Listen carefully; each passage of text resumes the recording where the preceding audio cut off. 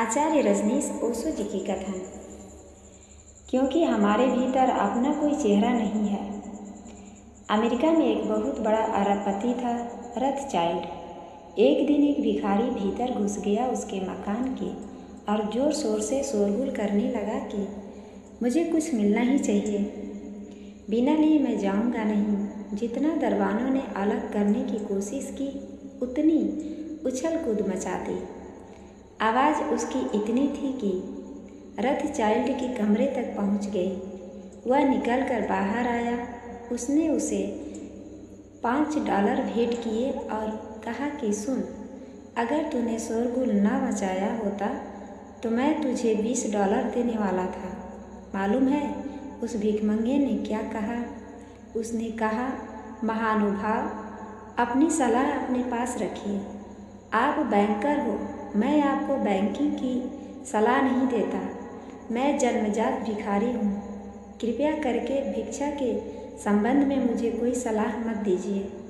रथचाइल्ड ने अपनी आत्मकथा में लिखवाया है कि उस दिन मैंने पहली दफ़ा देखा कि भिखारी का भी अपना चेहरा है।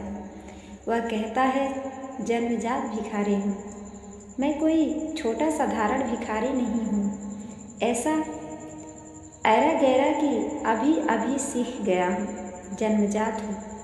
और तुम बड़े बैंकर हो, मैं तुम्हें सलाह नहीं देता बैंकिंग के बाबत।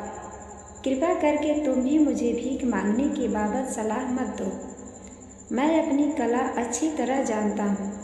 रथचाइल्ड ने लिखा है अपनी आत्मकथा में कि उस दिन मैंने उस भिखारी को गौर से देखा और मैंने पाया कि सम्राटों के ही चेहरे नहीं होते, भिखारियों के भी अपने चेहरे हैं।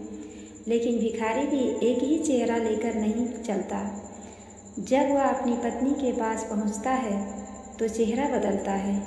जब अपने बेटे के पास जाता है तो चेहरा बदल जाता है।